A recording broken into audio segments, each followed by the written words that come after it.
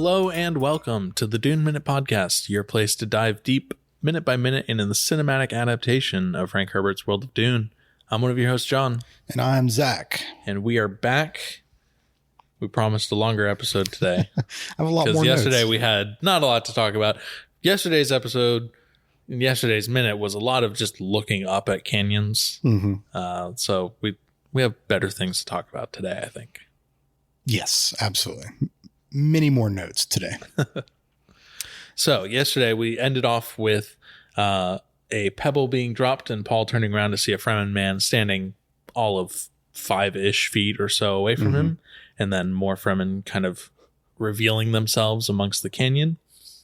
And we're starting today with a familiar voice. Who could it be? Spin the wheel. Time for everyone's favorite game show. Name that Fremen.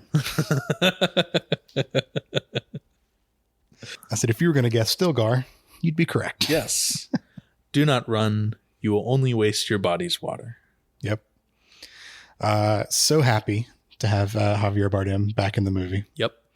Yeah, we had him for all of 2 minutes earlier. Something very brief very like short. that. Yeah. Yep. I don't know. Those episodes were So long. 100 episodes ago. Yeah, right. Maybe not that long, but It's been a long it's been a time. minute. Yes. And then he tells the other Fremen to hold as they're kind of, rightly so. They're antsy because who the fuck is this that just showed up on our doorstep? Yep. And, we see some of these Fremen clutching the handles of their Chris knives, and they're wanting to protect their land against these outsiders that have come in. Yeah. Paul recognizes Stilgar by his voice and says, Stilgar. This is one of those moments where it's like weird dialogue, but he's like, hey, you know me. Yeah. Could have just said, hey, Stilgar, you know me. The hey really throws it off for me. The hey was directed at someone else. It was not directed at Stilgar. What we'll come to find out, I think, was Jameis started to make a move and pulled his blade out a little bit. And Paul looked over at him and went, hey. Hey, chill. Yeah. I think bad dog. I'm pretty sure the hey was directed at that. Just being like, hey, give me a second. I'm working on something. So yeah, that Paul turns back to Stilgar after he says hey to Jameis. Hey. Yeah. And he reminds Stilgar of the scene earlier in the movie where they met. I was there when you came to my father's council. Yeah. And Stilgar he sounds so unserious in this moment, He's just like, It's like, this is the Duke's son. Yeah. And then we see Jameis outside of a dream for the second time this movie. We get our first credited line from real Jameis, or RJ, as I've been calling him. Yep. RJ, not DJ. Yep. Yeah. RJ's here this time.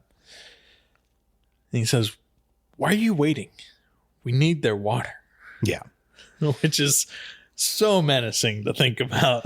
I'm going to kill you and just drain you of your water. Well, let's talk about that just for a second. Yeah. So at this point, the casual viewer of this movie would just be like, oh, they need the water that they have in their canteen, right? No, that is not what they mean. We've gotten references to your body's water before, like when they spit on the table earlier in the movie, the gift of your body's water. That was not just a symbolic gesture. The Fremen take this quite literally. Because water is so sacred, the water that is in your body that comprises 70-something% of your body or something like that. Yeah. That is considered to be belonging to the tribe. Yeah. And I really hate that part one cuts when it does, because part two really, we see actually see the importance of the water very prominently in part 2. Yep. And I can't wait to talk about it. That is going to be a good one. Yes. So when Jameis says we need their water, he's referring to every drop of moisture that exists in that body. Yeah, exists either on or in it. Yep. Yeah. And the Fremen have gotten very good at extracting it. Oh, yes, absolutely. Yes.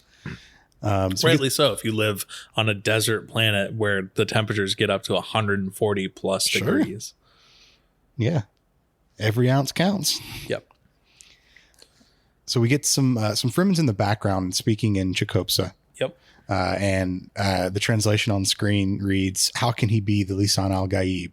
And he has not proven himself." Well, you skipped a very important line. Did I? So after Jameis says, why are you waiting? We need their water. I jumped ahead of my notes. My bad. Yep. Paul turns and looks at Stilgar like, what? And Stilgar says, this is the boy I told you about. We cannot touch him. Okay. Yep. And then this is where the woman I have a fucking nit to pick. Okay, go. The subtitles on the official Dune Blu-ray say, woman speaks in Fremen. Oh, no. I don't like that. No. It's fucking Chicopsa. Like... Oh, come on.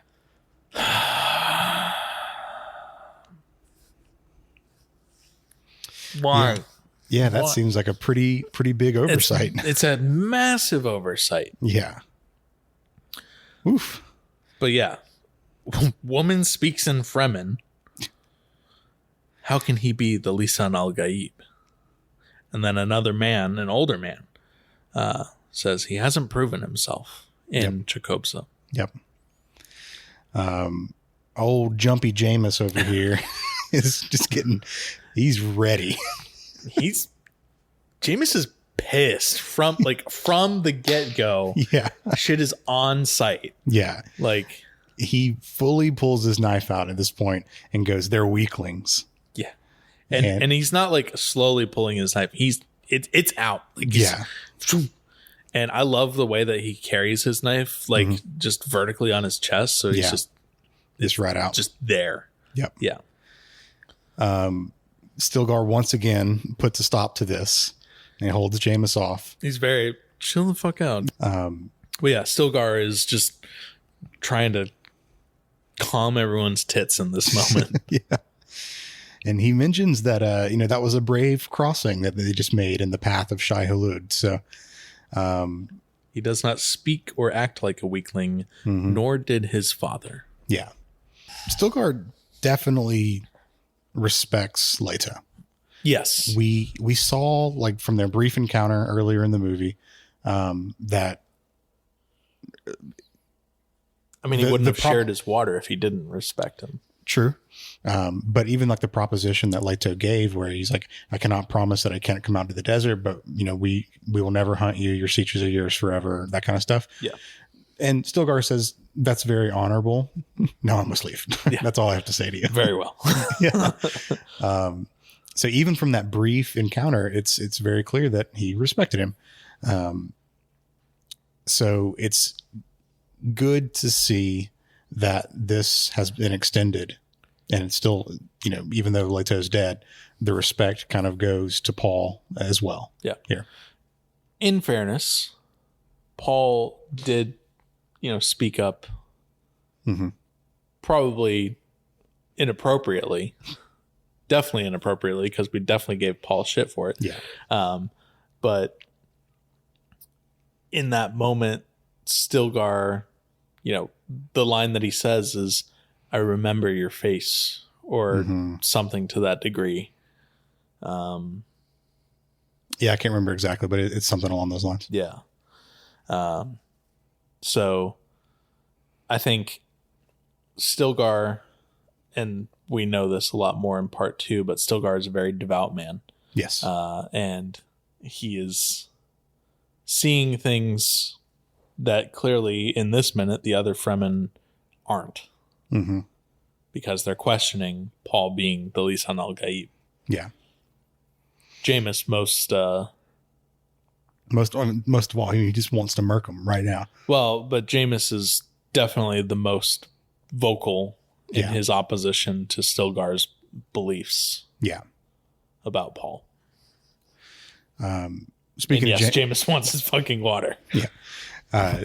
Speaking of that, RJ cuts in here and goes, "My thumper saved his life. Go back to reason, Stilgar. He is not the one. He is not the one." This what we're getting right now is really the first glimpse into Stilgar's, I call it fanaticism about the Lisan al-Gaib.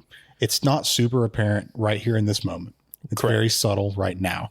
But if we looking at it from the lens of having seen part 2 already, then this is like the seed that will eventually grow into Stilgar being a full-on fanatic for Paul and for the Lisan al-Gaib. Correct. So, yeah, it Those was interesting. Damn Benny Gesserit. Yeah. It was interesting, like thinking about it from that context. Yep. And just knowing what the future holds, and it kind of reshaped or maybe reframed the way that Stilgar acts in this moment to me. Yep. He gives us another like pensive look as he's thinking over all the things that he needs to do, and that is right where the minute ends. It is. Yep. At least for the movie. I'm sure you have some book things. I have just a handful. Okay. Right now. Most of this stuff is only going to be applicable once we get through the rest of this conversation. Okay. So tomorrow I will end the week with some nice, big, meaty book notes. Okay. Yeah. The beginnings of this interaction, like I said, were largely the same. Okay. Or I didn't say that. So they are largely the same. Like I said, never, but I did say it in my head to myself. Still in the gang. Still in the gang. They call him Still in the books. I'm allowed to do that. They sneak up on Jessica and Paul. And DJ Jameis. Yeah, DJ Jameis. Still in the gang and DJ Jameis. Absolutely, dude. Yeah. It's the crew. And there's a lot of back and forth talking about their worth. Yeah. Paul, as in the movie, reminds Stilgar that he was, they met before at his father's conference room. Mm-hmm. And Stilgar is like, oh, yeah. I remember. Oh, yeah. You're not a piece of shit. Hold on. It's also the last thing I'll note about the book is that also in the books, Jameis is really, really eager to kill them.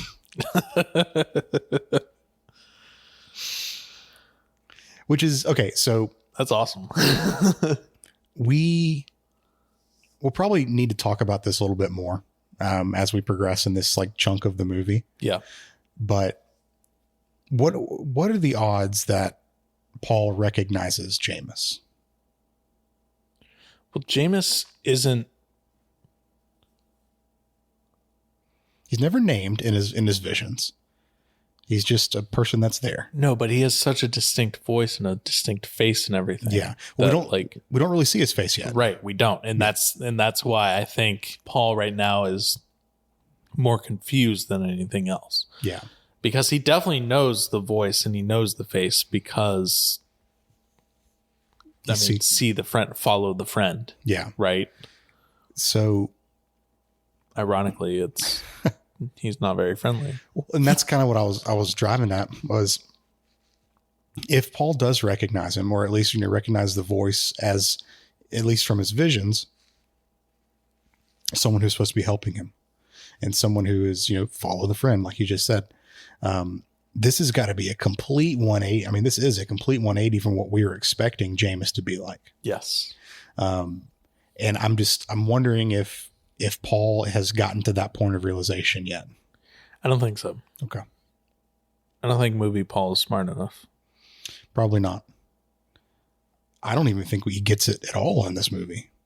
We'll talk about it more once we get into it. I'm getting ahead of myself, but okay, cool. Well, let's wrap this one up, man. Yeah. Sorry.